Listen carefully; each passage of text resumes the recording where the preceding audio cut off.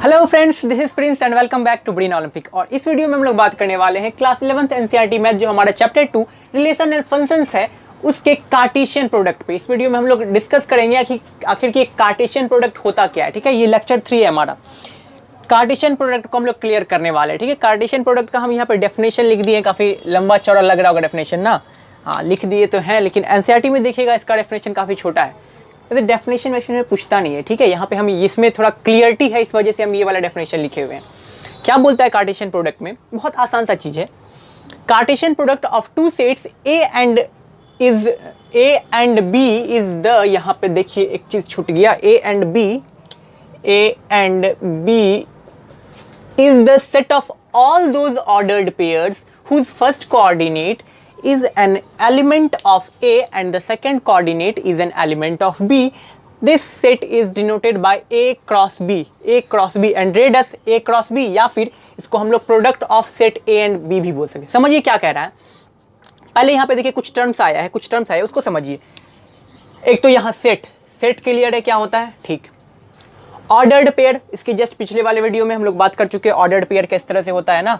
Ordered pair बात कर चुके हैं। ठीक, अब आया है कोऑर्डिनेट। हम लोग बात किए थे कोऑर्डिनेट को हम लोग एलिमेंट भी, मेंबर भी बोल सकते हैं, कंपोनेंट भी बोल सकते हैं, कुछ भी बोले, डजंट मैटर। तो ये सब तो क्लियर है। अब देखिए यहाँ क्या बोलता है सिंपल। यहाँ इतना बड़ा जो रिफ्रेशन दिख रहा है ना, इसको हम एक लाइन में लिख के दिखाते हैं।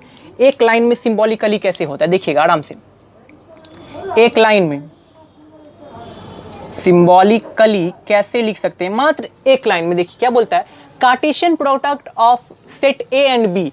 Cartesian product of set A and B को ऐसे रिप्रेजेंट करते हैं, denoted by A cross B. ठीक है, set A and B is the set of all those ordered pair. ये ऑर्डर्ड पेयर का सेट है। तो सेट कैसे होता है भाई? ब्रैकेट से स्टार्ट होता है, हम लोग को पता है। सेट को ब्रैकेट से स्टार्ट करते हैं, सेट तो ब्रैकेट के अंदर ही होता है। ठीक है, सेट है, ऑर्डर्ड पेयर का सेट है, whose first coordinate is an element of A, जिसका पहला कोऑर्डिनेट, जो ऑर्डर्ड पेयर है उसका पहला कोऑर्डिनेट यानी कि पहला एलिमेंट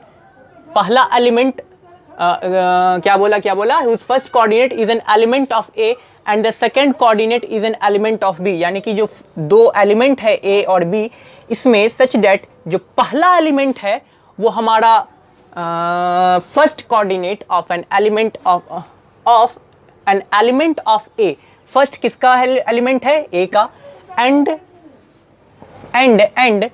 सेकेंड कोऑर्डिनेट भाई किसका एलिमेंट है? B का। सेकेंड कोऑर्डिनेट, ये सेकेंड कोऑर्डिनेट मेरा किसका एलिमेंट है? B का। ओके, B का बस B का। And this set is denoted by A cross B and read as A cross B, या फिर product of set A and B भी इसको बोल सकते हैं। बस यही चीज है हमारा कार्टेशियन प्रोडक्ट, और कुछ नहीं। ध्यान समझिए, जो बोला वही चीज तो लिखे हैं। जो A क्रॉस B है वो मेरा ऑर्डर्ड पेयर का सेट होता है। ठीक, सेट होता है तो ब्रैकेट में लिख दिए सेट, क्योंकि ब्रैकेट में रहता है। ठीक, और ऑर्डर्ड पेयर मेरा ऐसे ही रहता है, हम लोग प्रीवियस वीडियो में बात कर चुके हैं। और बोल रहा है ये ऐसे ऑर्डर्ड पेयर का सेट है, ये ऐसे ऑर्डर्ड पेयर का सेट है जिसका पहला एलिमेंट ना हमारे पहले सेट से बिलोंग करना चाहिए। सच में पहला एलिमेंट पहला सेट से बिलोंग कर रहा है, बिलोंग्स टू ना, इसको बिलोंग्स टू बोलते हैं। सेट में पढ़े होंगे बिलोंग्स टू, या फिर अपने इंट्रोडक्शन में भी बताए हैं, ये भी बिलोंग्स टू का साइन है।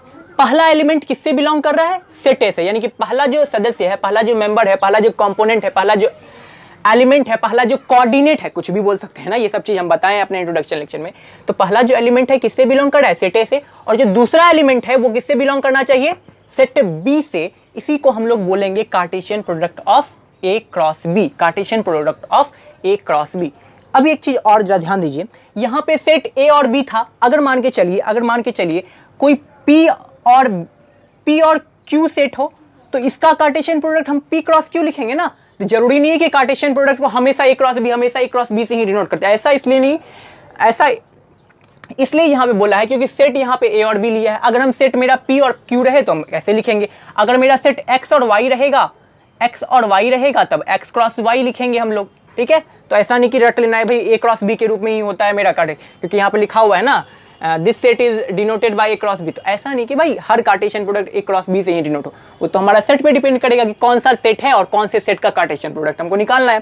ठीक है, यहाँ तक क्लियर। और पहला एलिमेंट हमेशा फर्स्ट इससे डिनोट करेगा, इससे बिलोंग करेगा, और दूसरा एलिमेंट दूसरे सेट से बिलोंग करेगा। क्लियर। अब देखिए बिलोंग करेगा इसका मतलब ये फिक्स हो गया। अब इसको आप हम लोग ऐसे नहीं लिख सकते बाबू, कभी भी नहीं लिख सकते कि इसको बी ए लिख दें, ये गलत हो जाएगा, कभी नहीं लिख सकते। अगर बी ए लिख रहे हैं ना, हम बी ए लिख रहे हैं, तो हमको जानते हैं क्या करना पड़ेगा, यहाँ पे बी क्रॉस ए करना पड़ेगा, बी क्रॉस ए करना पड़ेगा। क्यों? क्योंकि ए किससे बिलोंग करता है मेरा, ए से। ए किससे बिलोंग करता है, ए से। बाद में अगर सेट है तो बाद में उसका एलिमेंट भी, पहले अगर सेट है तो उसका एलिमेंट भी पहले, ठीक है। को क्लियरिटी थोड़ा आना चाहिए। चलिए, ये तो हो गया मेरा कार्टेशियन प्रोडक्ट को ऐसे लिखते हैं। अब थोड़ा एग्जांपल के थ्रू समझते हैं, फिर हम लोग इसका देखेंगे ग्राफिकली कैसे डिनोट किया जाता है, इसको कैसे लिखा जाता है। मान के चलिए हम लोग कोई लेते हैं सेट ए के रूप में, हम लोग ए लिए कोई सेट लेते हैं 1 2 3 लिए, ठीक है। एक और सेट लिए बी, क्योंकि कार्टेशियन प्रोडक्ट तो एक से होगा, एगो से होने वाला है नहीं मेरा। एक सेट लिए बी, हम क्या लेते हैं बाबू, 3 और 4 ले लिए, क्लियर, ठीक है। अब देखिए कार्टेशियन प्रोडक्ट कैसे निकाला जाता है, कार्टेशियन प्रोडक्ट क्या बोलता है और कैसे निकाला जाता है। हम लोग अभी तक में इसको भूलिए अभी, ठीक है। हम लोग अभी तक में ऐसा किए हैं क्या, हम लोग 2 + 3, ठीक है, ध्यान से देखिएगा, इनटू 5 + 4, ठीक है। इसको देखिए, ऐसा सॉल्व कर सकते हैं आप, हाँ कर सकते हैं। कैसे सॉल्व करते थे जी, अगर ऐसे करना हो तो प्लस करके भी कर सकते हैं, लेकिन नहीं, खोलते हैं हम लोग इसको। 2 × 5 देन 2 × 5 प्लस, फिर उसके बाद 2 × 4, देन उसके बाद फिर प्लस 3 × 5, फिर प्लस 3 × 4। ये खोलने आता है आपको, आता ही होगा, आराम से खोल सकते हैं। अगर ये खोलने आता है तो आपको कार्टेशियन प्रोडक्ट भी आप आराम से लिख सकते हैं, क्योंकि यही पैटर्न फॉलो होता है, यही पैटर्न फॉलो होता है। देखिए कैसे, ए क्रॉस बी कर रहे हैं ना, तो इसका हर एलिमेंट, इसका जो सेट में ये जो मेरा ए सेट है उसके अंदर जो भी बैठा है उसको एलिमेंट बोलते हैं, कंपोनेंट भी बोल सकते हैं, मेंबर भी बोल सकते हैं। तो जो इसका हर एलिमेंट जो है, इसके हर एलिमेंट से क्या होगा, देख रहे हैं, मल्टीप्लाई होगा। अब कुछ लोग के दिमाग में आ रहा है वो क्वेश्चन कि भाई अगर सच में ऐसा ही होता है तो क्या हम इसको क्रॉस बोल सकते हैं क्या? इसको अगर मान के चलिए ये मेरा ए है, ये मेरा बी है, मान के चलते हैं, तो क्या इसको ए क्रॉस बी बोल सकते हैं हम? नहीं बोल सकते। क्यों नहीं बोल सकते वो अभी दिखेंगे हम, क्यों नहीं इसको बोल सकते हम, इसको कार्टेशियन प्रोडक्ट हम क्यों नहीं बोल सकते वो अभी हम बात करेंगे। ई मेरा कार्टेशियन प्रोडक्ट क्यों नहीं कहलाएगा भाई, इतना दिन से तो सॉल्व कर रहे हैं, तो इसको कार्टेशियन प्रोडक्ट क्यों नहीं बताया टीचर कि इसको कार्टेशियन प्रोडक्ट बोल सकते हैं? देखते हैं क्यों, बताते हैं क्यों नहीं बोल सकते। पहले तो देखिए 1 को 3 से, ठीक है, 1 3, देन उसके बाद 1 4, ध्यान से, फिर उसके बाद 2 3, 2 से 3, देन उसके बाद 2 4, ओके, देन उसके बाद 2 वाला खत्म, अब 3 से 3 3, देन उसके बाद 3 4। चलिए, एक तो ये मेरा कार्टेशियन प्रोडक्ट हो गया, यहां से ब्रैकेट बंद। अब जो कार्टेशियन प्रोडक्ट होने के लिए जो कंडीशन मांग रहा था, ये पहला एलिमेंट मेरा पहले सेट से बिलोंग करना चाहिए। देखिए तो मेरा 1 किससे बिलोंग कर रहा है भाई, हाँ ए से तो बिलोंग कर रहा है, ये भी 1 है, ये 2 मेरा ए से तो बिलोंग कर ही रहा है, 3 मेरा ए से बिलोंग कर ही रहा है, 3 मेरा ए से बिलोंग कर ही रहा है, और बाद वाला लेटर देखे 3, हाँ बी में से बिलोंग कर रहा है मेरा, 4 देखे तो हाँ बी से बिलोंग कर रहा है, यहाँ भी 4, यहाँ भी 4 3, चलिए बिलोंग तो कर रहा है मेरा सेट बी से, सेकंड वाला एलिमेंट सेकंड सेट से बिलोंग तो कर रहा है, यानी कि ये मेरा हो गया कार्टेशियन प्रोडक्ट। समझ में आया? अब देखिए अब मन में क्वेश्चन तो बहुत जरूर उठा होगा कि इसको हम लोग कार्टेशियन प्रोडक्ट क्यों नहीं बोल सकते। ऐसा इसलिए क्योंकि इसको सॉल्व करेंगे, मान के चलिए कुछ आंसर आया के, कोई आंसर आया, ठीक है, सॉल्व नहीं कर रहे हैं हम लोग, इसको के आया आंसर। अगर हम ऐसा करते हैं 5 + 4 × 2 + 3, तो क्या इसका आंसर डिफरेंट आएगा? क्या डिफरेंट आएगा आंसर या नहीं आएगा? डिफरेंट नहीं आएगा ना, सेम ही आएगा आंसर, सेम ही आएगा। लेकिन इस केस में, कार्टेशियन प्रोडक्ट के केस में ऐसा नहीं होता कि अगर ए क्रॉस बी करे तो ये आया और बी क्रॉस ए भी करेंगे तो यही आएगा, ऐसा नहीं होता। यानी कि अगर हम बी क्रॉस ए करते हैं, ध्यान से देखिएगा, अगर हम बी क्रॉस ए करें, बी क्रॉस ए कहने का मतलब क्या, जो मेरा पहला सेट है, वो पहला जो सेट है वो क्रॉस होने जा रहा है, सॉरी सेकंड वाला जो सेट यहाँ पे, मतलब पहला सेट बी है ना मेरा, ठीक, और जो सेकंड वाला सेट मेरा ए है वो क्रॉस प्रोडक्ट देगा इससे, ठीक, इस दोनों को मल्टीप्लाई कर रहे हैं ना। तब देखिए तो मेरा क्या सेम आता है, 3 को 1 से करेंगे 3 1, देन उसके बाद 3 2 3 2 3 2 3 2 3 2 3 2 3 2, और फिर उसके बाद 3 3 3 3, फिर 4 1, देन उसके बाद 4 2, देन उसके बाद 4 3। नहीं, कहाँ सेम आया जी? अब कोई पूछेगा यहाँ पे 1 3 है, यहाँ पे 3 1, दोनों सेम ही चीज तो है। कैसे सही? हम लोग ऑर्डर्ड पेयर में पढ़े थे कि ये ऑर्डर पेयर है, ये भी ऑर्डर पेयर, लेकिन ये ऑर्डर पेयर, ये ऑर्डर पेयर मेरा सेम नहीं है। ऑर्डर पेयर दो तभी सेम होगा, मान के चलिए दो ऑर्डर पेयर कोई A1 और मान के चलिए कोई ऑर्डर पेयर A और B है, कोई X और Y है, ठीक है, दो ऑर्डर पेयर दिया हुआ है। दो ऑर्डर पेयर सेम तभी होगा, तभी होगा, तभी होगा जब इसका फर्स्ट एलिमेंट इसके फर्स्ट एलिमेंट से मैच खाएगा और इसका सेकंड एलिमेंट इसके सेकंड एलिमेंट से मैच होगा, तभी ये मेरा ऑर्डर पेयर सेम होगा। मेरे कहने का मतलब हुआ, अगर कोई 1 3 है और एक और ऑर्डर पेयर 1 और 3 ही है, तब इसको हम बोल सकते हैं सेम, मतलब इक्वल बोल सकते हैं। ये ऑर्डर पेयर, ये ऑर्डर पेयर इक्वल बोल सकते हैं। लेकिन अगर कोई 1 और 3 है और यहाँ पे 3 और 1 है, तब इसको हम लोग इक्वल नहीं बोल सकते, क्योंकि इसका फर्स्ट एलिमेंट 1 है जबकि इसका फर्स्ट एलिमेंट 3 है, इसका सेकंड एलिमेंट 3 जबकि इसका सेकंड एलिमेंट 1 है। इस वजह से ये ऑर्डर पेयर सेम नहीं है। इससे हम लोग एक तो हमला ऑब्जर्वेशन जो मेरा निकला, ऑब्जर्व करने के बाद इतना जो मेरा निकला रिजल्ट कि A क्रॉस B इक्वल नहीं हो सकता B क्रॉस A के, A cross B B cross A के इक्वल नहीं हो सकता। लेकिन इस केस में ये जो हम लोग करते थे बहुत पहले से ना, ये इतना इंटू इतना करो या फिर इतना इंटू इतना करो, बात बराबर, यानी कि ये कम्यूटेटिव लॉ को फॉलो करता है। कम्यूटेटिव लॉ जानते हैं ना, A इंटू B करे या फिर B इंटू A करे, डजेंट मैटर, दोनों का आंसर सेम ही आने वाला है। 2 इंटू 3 करे या फिर 3 इंटू 2 करे, दोनों आंसर सेम। इसी वजह से इसको कम्यूटेटिव लॉ बोला जाता है, इसी को तो कम्यूटेटिव लॉ बोलते हैं। लेकिन ये कम्यूटेटिव लॉ को फॉलो नहीं करता है ना, तो यहाँ पे लिख दीजिएगा, यहाँ पे लिख दीजिएगा एक स्टार मार्क करके, it DOES does not FOLLO follow COMMUTative लो, यानी कि क्रॉस प्रोडक्ट में हम लोग कम्यूटेटिव लॉ नहीं कर सकते, कम्यूटेटिव लॉ नहीं लगा सकते क्रॉस प्रोडक्ट में। ये तो हो गया हमारा कार्टेशियन। इसी कार्टेशियन प्रोडक्ट को, इसी चीज को हम लोग और दो तरीके से डिनोट कर सकते हैं। वो एक है मेरा ग्राफिकली जो आपके एनसीईआरटी में दिया है, और एक एरो डायग्राम, वो भी एनसीईआरटी में है लेकिन इस टॉपिक में नहीं दिया है, ठीक है। उसको इस टॉपिक में देना था एरो डायग्राम को, लेकिन नहीं दिया, उसको भी हम लोग बात करेंगे। पहले देखिए इसको मिटा रहे हैं हम, कहाँ गया, इसको मिटा रहे हैं जरा सा, ठीक है। तो ऐसे ही बता दिए हम ना।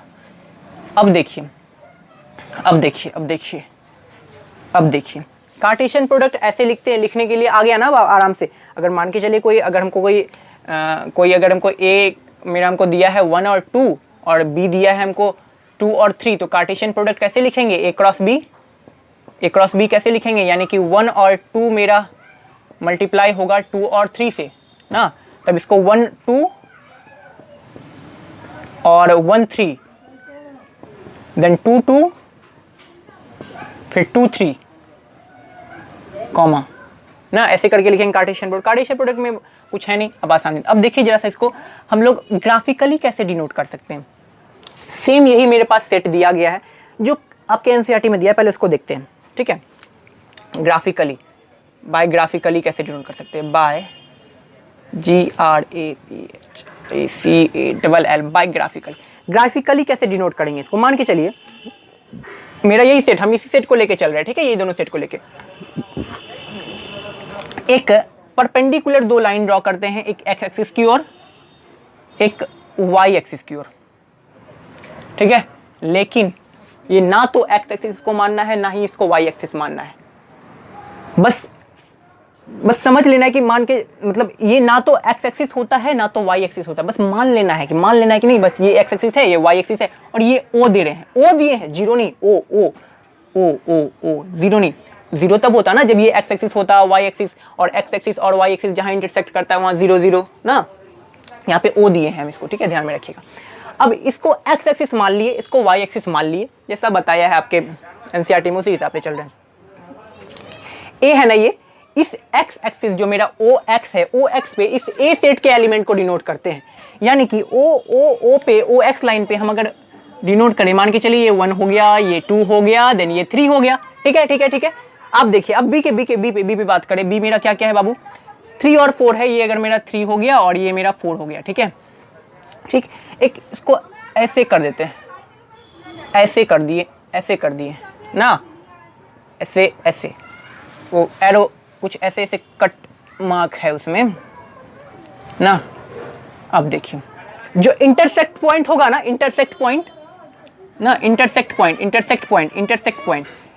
पॉइंट वो हमको ऑर्डर पेयर देगा, वो हमको इस कार्टेशियन प्रोडक्ट का ऑर्डर पेयर देगा। देखिए ये पॉइंट यहाँ पे इंटरसेक्ट कर रहा है, क्लियर है, यहाँ पे इंटरसेक्ट कर रहा है ना जी। तो यहाँ पे क्या मेरा इसका अगर हम कोऑर्डिनेट लिखने के लिए बोले, कोऑर्डिनेट ज्योमेट्री पढ़े होंगे ना, तो इसका कोऑर्डिनेट, अगर ये इसको एक्स एक्सिस मानते हैं, इसको वाई एक्सिस मानते हैं, तब कोऑर्डिनेट ज्योमेट्री के हिसाब से इस बिंदु का कोऑर्डिनेट क्या होगा मेरा, 1 और 3 होगा कि नहीं, 1 और 3 होगा कि नहीं, 1 और 3 होगा कि नहीं, 1 और 3 है। इस बिंदु का कोऑर्डिनेट क्या लिखेगा जी, 2 और 4 लिखिए, 2 और 4 नहीं, 2 और 3 लिखेगा कि नहीं, 2 और 3 लिखेगा ना। इस बिंदु का कोऑर्डिनेट क्या लिखेगा, 3 और 3 लिखेगा ना, 3 और 3। देखिए सारा ऑर्डर पेयर मिल रहा है हमको, सारा 3 3 मिल गया, 2 3 भी मिल गया हमको, सारा ऑर्डर पेयर मिल रहा है हमको। देन उसके बाद इस बिंदु का कोऑर्डिनेट क्या लिखेगा, 1 और 4, 1 और 4। इस बिंदु का कोऑर्डिनेट क्या लिखेगा, 2 और 4। देन इस बिंदु का कोऑर्डिनेट क्या लिखेगा, 3 और 4। क्लियर है। अब क्या किया है, हाँ इतना क्लियर है। अब लेकिन एनसीईआरटी में क्या किया है जी, इस लाइन को दिया ही नहीं है, इस लाइन को दिया ही नहीं है, ठीक है, इस लाइन को दिया ही नहीं है, इस लाइन को दिया ही नहीं है, ये लाइन तो दिया ही नहीं है उसने इस लाइन को तो दिया ही नहीं है ना, ऐसे ही करके कुछ दिखा दिया, ये दिखाया ना, एक्स एक्सिस मान के हम लोग करेंगे। क्यों इसको एक्स एक्सिस नहीं माने हम, क्यों एक्सिस, क्योंकि जरूरी नहीं है कि हमेशा मेरा सेट नंबर ही हो, जरूरी नहीं है कि हमारा हमेशा सेट नंबर ही हो। ऐसा भी हो सकता है कि कोई मेरा एक्स सेट है और एक्स सेट मेरा कोई वॉवेल होगा, वॉवेल यानी कि ए ई आई ओ यू, ठीक है, और एक वाई सेट है मेरा कोई, और इसमें दे दिया कॉन्सोनेंट, मान के चलिए बी डी एफ जी, कुछ इस प्रकार का दे दिया। अब बोला इसका कार्टेशियन प्रोडक्ट निकालने के लिए, तो हम आराम से इस मेथड से, ये इस तरह करके तो कार्टेशियन प्रोडक्ट आराम से निकाल लेंगे। लेकिन क्या इस तरह से अगर एक्स एक्सिस मान करके आप इसको कर पाइएगा क्या, ए किसी एक्स एक्सिस पे जो मेरा नंबर लाइन है उस पे तो नंबर ही बैठेगा ना जी, कैसे ए ई आई यू बैठेगा ना, तो मान लेते हैं उसको, बस मान लेते हैं ए ई आई ओ यू बैठा दिए, इधर हम लोग बी डी एफ जी बैठा देंगे, पॉइंट जहां पे इंटरसेक्ट करेगा उसका हम लोग ऑर्डर पेयर निकाल लेंगे। ठीक है, क्लियर है। तो यहां तक तो हम बता दिए भाई क्या होता है कार्टेशियन प्रोडक्ट, ये तो होता है ग्राफिकली कैसे ड्रॉ होता है। अब हम इसको मिटा रहे हैं, ग्राफिकली कैसे ड्रॉ होता है। अब एरो डायग्राम एक बहुत आसान, ये बहुत आसान, बहुत मजेदार, हमको सबसे अच्छा लगता है भाई, ठीक है, एरो डायग्राम की मदद से, वो आसान भी होता है, ठीक है, वैसे आसान तो है ही लेकिन और आसान बना देता है जब एरो डायग्राम की मदद से करते हैं। तो एरो डायग्राम की मदद से ARROW, arrow DIAGRAM, arrow diagram करने में बड़ा मजा आता है, बड़ा मजा आता है। देखिए एक इसमें क्या करना है, एक ओवल शेप का ऐसे करके कुछ नोट कर दिए। ये मान के चलिए मेरा ए सेट है, और ए सेट में के घर में कौन कौन है बाबू, 1 2 3 एलिमेंट है, 1 है, 2 है, देन 3 है। फिर एक ये मेरा बी एक सेट है, इसके घर में कौन कौन है भाई, मेरा इसके घर में 3 और 4 है, 3 और 4 में। तो एरो डायग्राम क्या कहता है ना, हम लोग इसका जब कार्टेशियन प्रोडक्ट निकालेंगे यानी कि A क्रॉस B जब करेंगे, तो एरो डायग्राम की मदद से क्या होता है कि ये मेरा 1 के 3 के साथ भी रिलेशन बनाएगा, देन 1 4 के साथ भी रिलेशन बनाएगा, 1 3 के साथ भी, 1 4 के साथ भी, देन ये फिर 2 3 के साथ भी, देन ये 2 4 के साथ भी, 2 3 के साथ भी, 2 4 के साथ भी, 3 3 के साथ भी, 3 4 के साथ भी। बस यही है एरो डायग्राम, यही है एरो डायग्राम। कितना आसान है ना, कितना बच्चा जैसा चीज है ना। अब समझिए एक चीज, ये तो मेरा एरो डायग्राम हो गया, एरो करके बताते हैं ना, एरो है इसलिए एरो डायग्राम बोला जाता है। इस एरो को देने का जो ये तरीका है ना, इसको मैपिंग बोलते हैं। ये जो कर रहे हैं हम, ऐसे एरो दे दिए इधर, इसको इससे 1 को 4 को मिलाने के लिए ऐसे एरो दे दिए, 0 को ऐसे, इसको मैपिंग बोला जाता है। ठीक है, मैपिंग करना, मैपिंग करना, 1 का 4 के साथ मैपिंग, 2 का 3 के साथ मैपिंग। ठीक है, तो मैपिंग पे बात करेंगे फिर से हम लोग। इसको मैपिंग कहता है, याद रखना है दिमाग में कि हाँ इसको मैपिंग कहते हैं। एरो डायग्राम ऐसे होता है, और इससे पहले जो हम लोग बोले थे वो मतलब Cartesian product of arrow diagram है ये, और इससे पहले वाला था मेरा कार्टेशियन प्रोडक्ट ऑफ ग्राफ के जरिए, ग्राफ के सहायता से कैसे उसको ड्रॉ करते हैं, ग्राफिकली कैसे ड्रॉ कर सकते हैं, ग्राफिकली कैसे दिखा सकते हैं, डिनोट कर सकते हैं A क्रॉस B को। क्लियर है ना। अब चलिए बात करते हैं इसके कुछ रिमार्क्स पे। ठीक है, वो इंपॉर्टेंट है। हम हो सकता है ये सब मिटाने वाले, कुछ कुछ मिटेगा इसमें, मेरा सेट तो रहेगा ही, कुछ कुछ मिटेगा। तो आप पहले जो है ना नोट अगर करना है, अगर स्क्रीनशॉट लेके तो नोट कर लीजिए। हम कुछ रिमार्क्स पे बात करने वाले हैं, अभी क्या कंक्लूजन निकला है उस पर बात करेंगे। थोड़ा सा नोट कर लीजिए आप स्क्रीनशॉट लेके, टेक अ स्क्रीनशॉट गाइस। चलिए देखते हैं रिमार्क्स में इसका, ठीक है, क्या क्या ऑब्जर्व किए हम लोग, वही चीज देखते हैं। क्या दिखे हम, क्या लिखे हम यहाँ पे, first element of each order pair will always belongs to first set and second element of each order pair will always belong to second set. कुछ नहीं लिखे यहाँ पे, बस सिंपल वही चीज लिखे जो यहाँ पे लिखा हुआ है, जरूरी नहीं है, ठीक है, फिर भी हम लिख दिए। यानी कि जो ऑर्डर पेयर कार्टेशियन प्रोडक्ट करने पर जो ऑर्डर पेयर निकलेगा उसका फर्स्ट एलिमेंट किससे बिलोंग करता है जी, हमेशा किससे बिलोंग करेगा, फर्स्ट सेट से। और सेकंड एलिमेंट हमेशा किससे बिलोंग करेगा, सेकंड सेट। यानी कि each elements of order pair, यानी कि फर्स्ट एलिमेंट कार्टेशियन प्रोडक्ट में first element of each order pair, ढेर सारा ऑर्डर पेयर निकला ना, ढेर सारा order pair, first element of each order pair will always belong to first set and second element of each order pair will always belong to second set. Clear है, वही चीज लिख दिया, ज्यादा कुछ है नहीं। अब देखिए यहाँ पे लिख रहे हैं, अब जो यहाँ पे वो देखिएगा, एक चीज हम लोग देखे थे कि ए क्रॉस बी अभी हम लोग लिखे भी थे, ए क्रॉस बी क्रॉस ए के इक्वल नहीं हुआ था ना। यानी कि हम लिख सकते हैं कि Cartesian product does not follow commutative law, लिख सकते हैं ना।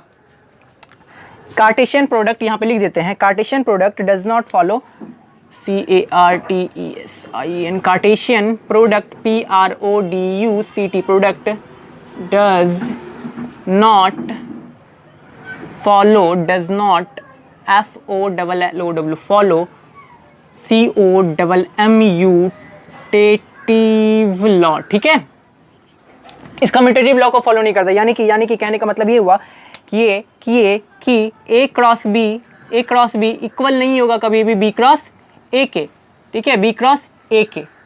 हाँ, लेकिन एक केस है जब इक्वल हो सकता है, ठीक है, जब ए भी मेरा सेम ए के सेट में, ए का जो सेट है अगर सेम हो बी के सेट से ना, अगर मान के चलिए ए सेट में भी 1 2 ही है, बी सेट में भी 1 2 ही है, देन इस केस में जो अगर हम कार्टेशियन प्रोडक्ट निकालेंगे, इस केस में अगर कार्टेशियन प्रोडक्ट निकालते हैं, चाहे ए क्रॉस बी करे या बी क्रॉस ए करे, मेरा ऑर्डर पेयर सेम आएगा कि नहीं आएगा ना। तो ऐसे केस में इक्वल हो जाता है, ठीक है। तो बुक में आपको लिखा हुआ हो सकता है, मिलेगा A cross B is may और may not be equal to B cross A ना। ए और ए क्रॉस बी जो है बी क्रॉस ए के कभी इक्वल हो भी सकता है, नहीं भी, लेकिन सामान्यतः नॉर्मली देखा गया है कि ए क्रॉस बी और बी क्रॉस ए, आप जो भी अगर बनाइएगा क्वेश्चन भी, तो ऐसा नहीं मिलेगा कि ए क्रॉस बी और बी क्रॉस ए इक्वल हो जाए, ठीक है। पूरे अगर चैप्टर बनाइएगा तो देखिएगा आप, लेकिन हाँ ऐसा केस आ जाए तब उस केस में ऐसा हो सकता है, इसलिए बता दिए, ठीक है। अब देखिए क्या होता है बाबू, ये तो हो गया। अब हाँ ये तो हो गया। अब देखिए तीसरा कहाँ लिखे जी, कहाँ लिखे, यहाँ पे तो जगह का कमी है मेरा थोड़ा सा, ठीक है। देखिए इसको नोट कर लिए, स्क्रीनशॉट ले लीजिए आप लोग, ठीक है, स्क्रीनशॉट लेके इसको जरा नोट कर लीजिए। मिटा रहे हैं, ठीक है, इस लाइन को मिटा रहे हैं अब हम, ये जो हम ए क्रॉस बी नोट तो कर ही लिए होंगे, इसको मिटा रहे हैं, थोड़ा सा कुछ लिखना है तो उसके लिए मिटाना पड़ेगा, ठीक है। तीसरा नंबर देखिए, तीसरा नंबर रिमार्क में कि अगर मेरा ए सेट अगर एम्प्टी सेट हो जाता है, एम्प्टी सेट को 5 से डिनोट करते हैं ना, और या फिर बी सेट मेरा कोई एम्प्टी सेट हो गया, मतलब कहने का मतलब क्या है, ध्यान समझिए। अगर हम थ्योरेटिकली लिखें इफ, देखिए लिख लीजिए, नोट कर लिख ही देते हैं तो बहुत लोग कंफ्यूज हो जाएंगे क्या है भाई ये, इसको 5 पढ़ते हैं। If at least LEAST, if at least one of A and B is an empty set, EMPTY, empty set, then THEN, then A cross B is also empty। यानी मेरे कहने का मतलब क्या हुआ, अगर कोई दो सेट है, इस दोनों में से कोई एक भी खाली हो गया, कोई भी है कि मान के चलिए यही खाली है, इसमें कुछ भी नहीं है, इसमें 1 2 3 है, कुछ भी नहीं है, अगर यहाँ पर हम ऑर्डर पेयर लिखते हैं, इसका कार्टेशियन प्रोडक्ट करते हैं, तो ये इसका कार्टेशियन प्रोडक्ट भी 5 आएगा। ये किसके साथ ऑर्डर पेयर बनाएगा, कुछ है ही नहीं तो किसके साथ बनाएगा, ऑर्डर पेयर बनेगा ही नहीं। और कार्टेशियन जो प्रोडक्ट जो मेरा निकलता है वो क्या निकलता है, एक सेट निकलता है, ऑर्डर पेयर का सेट। ऑर्डर पेयर जब बन ही नहीं रहा है तो फिर कार्टेशियन प्रोडक्ट क्या होगा, कुछ नहीं, 5, ठीक है। एक तो ये हो गया। अब देखिए इसको हो गया, वही चीज हम यहाँ पे लिख दिए, if at least one of A and B is an empty set then A cross B is always also an empty set. अच्छा चलिए, ये तो हो गया मेरा एम्पटी सेट वाला। इस एम्पटी सेट को हम लोग नल सेट भी बोलते हैं ना, खाली कुछ नहीं है, ए सेट में कुछ भी नहीं है, एक सेट में कुछ भी नहीं, खाली सेट, हवा भरा है ना, वैक्यूम, कुछ भी नहीं, इसको हम लोग नल सेट बोलते हैं। नल सेट या फिर एम्पटी सेट बोलिए, खाली सेट बोलिए, हवा भरा हुआ सेट, हवा हवा। हाँ चलिए बात करते हैं रिमार्क नंबर 4 पर, ठीक है। 4 पे ना जगह का थोड़ा कमी है तो देखिएगा, रिमार्क नंबर 4 पे क्या होगा, मान के चलिए अगर हम लिखते हैं ए क्रॉस बी, ये आप जवाब दीजिएगा कि ए क्रॉस बी अगर मेरा फाई है तो क्या ए मेरा फाई होगा और बी भी मेरा फाई होगा? हाँ बोल सकते हैं, हाँ पहले भी वही देखे थे, कोई दोनों में से एक फाई रहेगा तो इसका प्रोडक्ट भी मेरा फाई होगा, या इस दोनों में से कोई एक भी अगर फाई रहे तो इसका प्रोडक्ट मेरा, मतलब कार्टेशियन प्रोडक्ट मेरा क्या होगा, कार्टेशियन जो होगा इस दोनों सेट का फाई होगा। लेकिन हम क्या कर रहे हैं ना, यहाँ पे ना तो ए फाई है ना ही बी फाई है, ना तो ए फाई है ना तो बी फाई है, फिर भी इसका कार्टेशियन प्रोडक्ट फाई दे रहा है। ये कैसे संभव है? हाँ अब देखिए ये कैसे संभव है। मान के चलिए हम कोई सेट लिए ए, और ए में सेट में हम रखते हैं, ए सेट में रखते हैं 1 2 3, ठीक है क्लियर है। और एक कोई सेट लिए बी, ठीक है, कोई सेट लिए बी, और बी सेट में हम रखते हैं, बी सेट में रखते हैं 20 30, दो को ही रहते हैं, ठीक है, आसान होगा हम लोग को कार्टेशियन प्रोडक्ट निकालने में, 20 और 30 लिखें, ठीक है। और बोला कि ए और ए क्रॉस बी निकालिए, ठीक है, ध्यान से देखिएगा, ये चौथा नंबर का ही है। बोला ए क्रॉस बी निकालिए, जहाँ पे ए क्रॉस बी निकालिए, जहाँ पे मेरा जो ऑर्डर्ड पेयर आएगा ए बी, उसमें जो भी मेरा ऑर्डर पेयर ए बी आएगा उसमें ए हमेशा बड़ा होना चाहिए बी से। एक कंडीशन दे दिया है कि हाँ ऑर्डर पेयर बनाइए, लेकिन ए किससे होना चाहिए, बी से बड़ा होना चाहिए, यानी कि सेकंड वाले एलिमेंट के सेट से हमेशा बड़ा होना चाहिए। और ए बी और जहाँ पर कि ए बिलोंग करना चाहिए मेरा सेट ए से और बी बिलोंग करना चाहिए सेट बी से, ठीक है क्लियर है। ये मेरा कंडीशन के साथ दे दिया। अब अगर हम इसका कार्टेशियन प्रोडक्ट लिखते हैं ए क्रॉस बी, देखिएगा ए क्रॉस बी लिखें तो क्या बनेगा, 1 और 20 बनेगा, और 1 और 30 बनेगा, देन 2 और 20 बनेगा, देन 2 और 30 बनेगा। लेकिन कहाँ इस कंडीशन को फॉलो किया जी, एक से ए हमेशा बड़ा होना चाहिए, कहाँ बड़ा है, किसी केस में नहीं बड़ा है ना, तो हम कैसे कार्टेशियन प्रोडक्ट बना सकते हैं। मेरा कार्टेशियन प्रोडक्ट इस कंडीशन को फॉलो ही नहीं कर रहा है, इसके जो डिमांड कर रहा है उसको फुलफिल ही नहीं कर रहा है, तो हम कैसे कार्टेशियन प्रोडक्ट बना सकते हैं, नहीं बना सकते ना। इस केस में मेरा कार्टेशियन प्रोडक्ट बनेगा ही नहीं, कुछ भी नहीं बनेगा, कुछ भी नहीं बनेगा, यानी कि क्या, कुछ भी नहीं बनेगा, यानी कि फाई।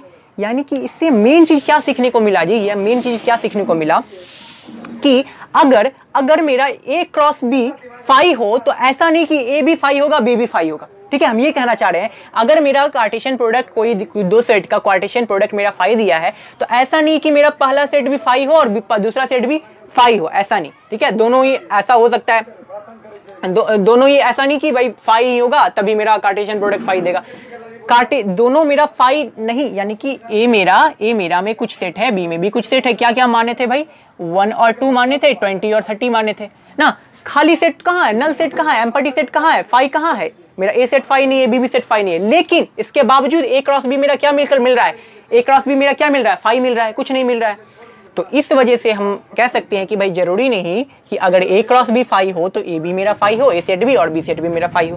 तो इसको नोट कैसे करना है, पहले ध्यान से, 1 नंबर तो नॉर्मल सही लिखा हुआ है, बी भी 2 भी ठीक लिखा हुआ है, 3 भी जहां तक लिखा हुआ है ठीक है। चौथा नंबर में पहले आपको ये लिखना है और ये लिखना है, ठीक है, ठीक है। देन करके इतना लिखने के बाद इतना, देन के बाद आपको ये लिखना है, और उसके बाद एक्सप्लेनेशन में आप ये एग्जाम्पल करके लिख सकते हैं इसका और इसका कार्टेशियन प्रोडक्ट हम निकाल के आप देख लीजिएगा, लिख लीजिएगा, जो कि इस कंडीशन को फॉलो नहीं कर रहा है ना। पहले तो आपको ये लिखना है, देन उसके बाद ये लिखना है, फिर उसके बाद इसका कार्टेशियन प्रोडक्ट निकाल दीजिएगा, जो कि इसको फुलफिल करेगा नहीं तो बनेगा नहीं कार्टेशियन प्रोडक्ट, कुछ ऑर्डर पेयर आएगा ही नहीं, ठीक है। ये तो हो गया।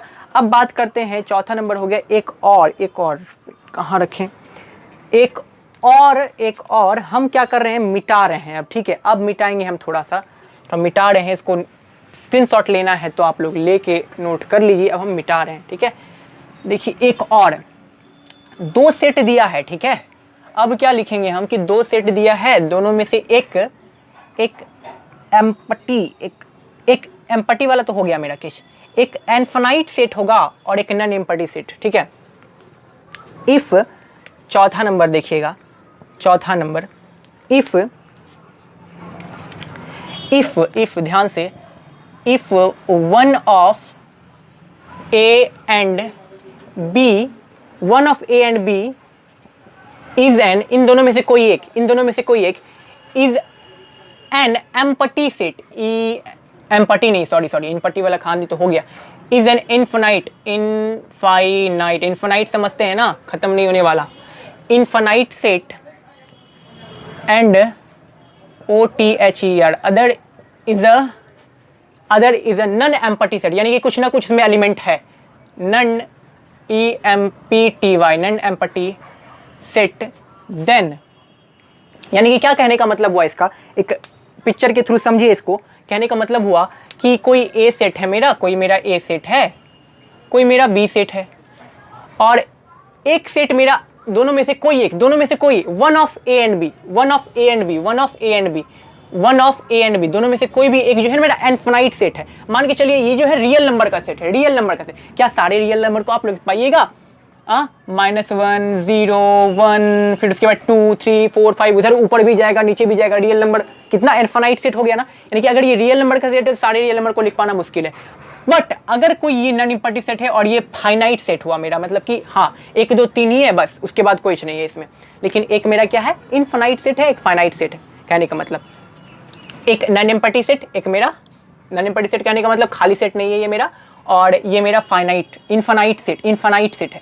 देन इस केस में अगर हम A क्रॉस B करते हैं, A क्रॉस B करेंगे तो क्या आएगा जी भाई, क्या आएगा आप ही देखिए तो। 1 को पहले -1 से अगर करते हैं, फिर 1 को 0 से, फिर 1 को 1 से, फिर 1 को 2 से, 1 को 3 से, 1 को 4 से, 5 से, 6 7 8 9 10, कितना चलते जाएगा ना एकदम, इतना कि हम लोग लिख भी नहीं सकते पेपर पे। तो A क्रॉस B मेरा इनफाइनाइट नहीं आएगा, इनफाइनाइट आएगा कि नहीं? A क्रॉस B मेरा एक इनफाइनाइट होगा कि नहीं?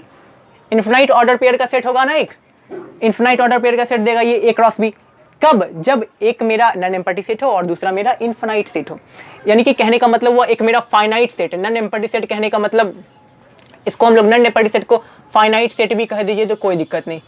फाइनाइट सेट हो यानी कि खत्म, जिसका खत्म लिख सकते हैं उसको हम ना, एक फाइनाइट सेट है और एक इनफाइनाइट सेट है। इस केस में मेरा क्या होगा भाई, जो क्रॉस प्रोडक्ट आएगा मेरा, जो यानी कि जो कार्टेशियन देगा वो मेरा infinite set of order, infinite order का सेट देगा। तो ये हो गया, ये तो हो गया भाई ये बात। चलिए अब हम और लोग और क्या क्या देखे थे इसमें, और क्या क्या देखे थे, और एक चीज यानी कि मान के चलिए कोई सेट ए है और ये खुद से कार्टेशियन प्रोडक्ट कर रहा है, ठीक है। ए क्रॉस ए ही हो रहा है, ए क्रॉस खुद से ए हो रहा है, तो इसको हम लोग ना ए स्क्वायर से भी डिनोट कर सकते हैं, ठीक है। 5 नंबर, और छोटा देख लीजिए 6 नंबर, अगर कोई ए क्रॉस ए है तो ये जो ऑर्डर, ये 2 गो था तो ऑर्डर पेयर देता था 2 का ना, 2 ऑर्डर पेयर में 2 एलिमेंट होता था, तो यहाँ पे ऑर्डर पेयर में 3 होगा, उसको ऑर्डर ट्रिपलेट बोलते हैं, ठीक है। ऑर्डर ट्रिपलेट इस पर बात करेंगे हम लोग अलग से, एग्जाम्पल में है इसको ऑर्डर ट्रिपलेट, लेकिन इसको हम लोग ए क्यूब के से भी लिख सकते हैं, ठीक है। ये सब चीज़ ठीक है। और क्या क्या देखे थे हम लोग, 5 6 हो गया, और क्या लिख सकते हैं साथ में। और एक चीज़ देखिए, अगर if 2 ORDER order pair is EQAL equal, then यानी कि 2 ऑर्डर पेयर अगर इक्वल है, 2 ऑर्डर पेयर अगर इक्वल है, यानी कि A1 और ये अगर B1 है, A1 और B1 है, और ये इक्वल है X1 और Y1 के, देन या फिर AB और एक अलग अलग दे दिए तो 1 1 देने का क्या जरूरत। 2 ऑर्डर पेयर अगर इक्वल होगा तो इसका फर्स्ट एलिमेंट किसके बराबर होगा, X के, और इसका सेकंड एलिमेंट, दोनों के सेकंड एलिमेंट से बराबर होगा ना, ऐसा लिख सकते हैं। चलिए ये सब तो हो गया भाई मेरा कार्टेशियन प्रोडक्ट, अब हो गया खत्म। कार्टेशियन प्रोडक्ट देख लिए, रिमार्क्स देख लिए। अब एक छोटा सा टॉपिक और बचा है, नंबर ऑफ कार्टेशियन प्रोडक्ट कहाँ पे बता दें, इसको नोट कर लीजिए, टेक का स्क्रीनशॉट गाइस, टेक का कमी है ना, इसको भी मिटा सकते हैं, ये तो जरूरी है नहीं, नोट तो कर ही लिए होंगे, स्क्रीनशॉट लिए ही होंगे, हमको पता है। इसको मिटा रहे हैं, इसको मिटा करके एक नंबर ऑफ एक छोटा सा टॉपिक दे करके लिख लीजिए, नंबर ऑफ कार्टेशियन प्रोडक्ट। इसको भी कर देते हैं इसी में ख़त्म, नंबर ऑफ कार्टेशियन प्रोडक्ट। इतना काहे करने जाएंगे, number of CARTESIAN Cartesian PRODECT Cartesian product. यानी कि मान के चलिए कोई A है मेरा, कोई सेट A है मेरा, कोई सेट A है, कोई सेट B है। इसी सेट को मानिए, इसी सेट को मानिए, नंबर कोई सेट A है मेरा, कोई सेट B है, A सेट है, B है। अगर हम बोले कि number of element of A, number of element यानी कि A सेट में कितने एलिमेंट है, 3 है ना, 3 है ना, 3 है ना, इसको हम लोग 3 रहने देते हैं, मान के चलिए P है।